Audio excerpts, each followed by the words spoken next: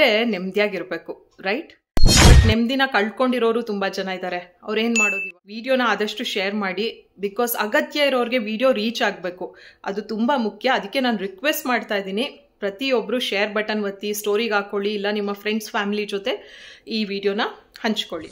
ನಿಮ್ಮ professional ಲೈಫಿಂದ, personal life ತೊಂದರೆಗಳಿಂದ, ಅಥವಾ ನಿಮ್ಮ ರಿಲೇಷನ್ಶಿಪ್ ಇಶ್ಯೂ ಇರ್ಬೋದು, ಎಲ್ಲ ಕಾರಣಗಳಿಂದ ನೀವು ಮಾನಸಿಕವಾಗಿ ಡಿಸ್ಟರ್ಬ್ ಆಗಿದ್ದೀರಾ. ನಿಮಗೆ ತುಂಬ ನೆಗೆಟಿವ್ ಥಾಟ್ಸ್ ಬರುತ್ತೆ, ಜೀವನದಲ್ಲಿ ಏನೋ ಒಂದು ಎಕ್ಸೈಟ್ಮೆಂಟ್ ಇಲ್ಲ, ಕೆಲವರು ಭಾಳ ಬೇಜಾರು, ದುಃಖದಲ್ಲಿ ಖಿನ್ನತೆಗೆ ಒಳಗಾದರೆ, ಕೆಲವ್ರಿಗೆ ಆತಂಕ, ಆನ್ಸೈಟಿ, ಪ್ರತಿ ವಿಚಾರಕ್ಕೂ ಗಾಬರಿ, ಅವರ ಮಾತು ನಡವಳಿಕೆಯಲ್ಲಿ ಯಾಕೆ ಇಷ್ಟು ರೆಸ್ಲೆಸ್ ಆಗಿದ್ದಾರೆ ಅಂತ ನಮ್ಗೆ ಅನಿಸುತ್ತೆ.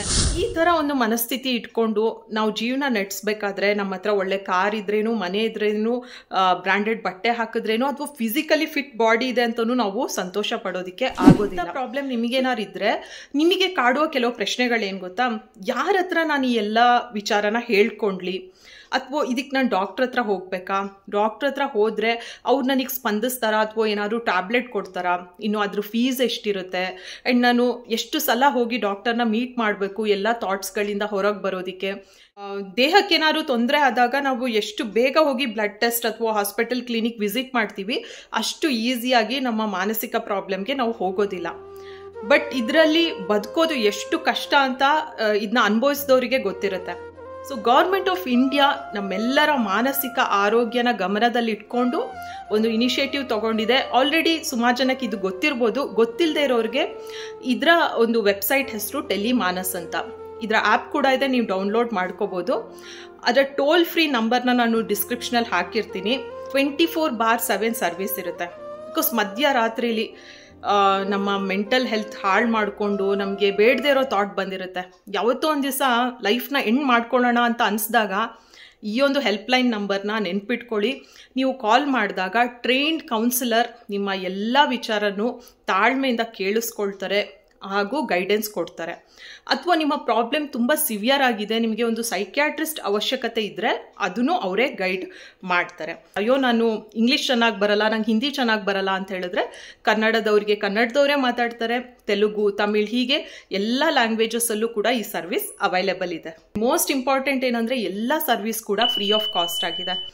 ಆ್ಯಂಡ್ ನಿಮಗೆ ಈ ತೊಂದರೆ ಇದ್ದಲ್ಲಿ ನೀವು ಒಂದು ಥೆರಪಿ ತೊಗೊಳೋದಕ್ಕೆ, ಕೌನ್ಸಿಲರ್ ಹತ್ರ ಹೋಗೋದಕ್ಕೆ ಡಿಸ್ಟೆನ್ಸ್ ಇಶ್ಯೂ ಆಗಬಾರ್ದು, ಲ್ಯಾಂಗ್ವೇಜ್ ಇಶ್ಯೂ ಆಗಬಾರ್ದು, ಇಲ್ಲಾಂದರೆ ನಿಮಗೆ ಹಣಕಾಸಿನ ತೊಂದರೆ ಇದ್ದರೆ ಯಾವ ವಿಚಾರನೂ ಬ್ಯಾರಿಯರ್ ಆಗಿರೋದಿಲ್ಲ, ನೀವು ಈಸಿಯಾಗಿ ಕಾಂಟ್ಯಾಕ್ಟ್ ಮಾಡ್ಬೋದು.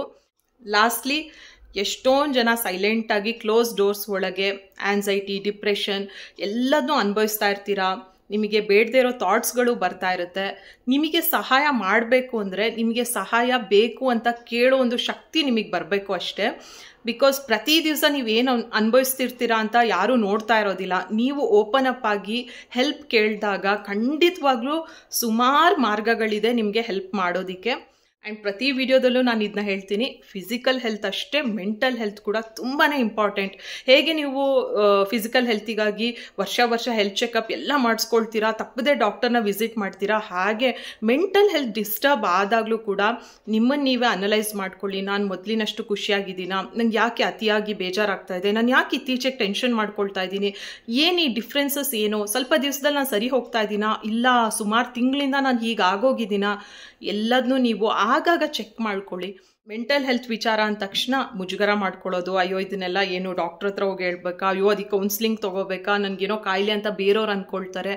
ಎಲ್ಲ ಥಾಟ್ಸ್ಗಳನ್ನ ಬಿಟ್ಟು ನಿಮ್ಮ ಜೀವನನ ಖುಷಿಯಾಗಿ ನಡೆಸೋದಕ್ಕೆ ನೀವು ಏನು ಮಾಡಬೇಕಲ್ವಾ, ಆ ಒಂದು ಹೆಜ್ಜೆನ ನೀವು ತೊಗೊಂಡ್ರೆ 10 ಜನ ಇದ್ದಾರೆ ನಿಮ್ಮ ಕೈ ಹಿಡಿದು ಹೆಲ್ಪ್ ಮಾಡೋದಕ್ಕೆ. ಸೊ ವಿಡಿಯೋನ ಆದಷ್ಟು ಶೇರ್ ಮಾಡಿ, ಹಾಗೂ ಇನ್ನಷ್ಟು ಹೆಲ್ತ್ ಟಿಪ್ ವೀಡಿಯೋಸ್ಗಾಗಿ ನಮ್ಮ ಅಕೌಂಟ್ನ ಫಾಲೋ ಮಾಡಿ. Thank you.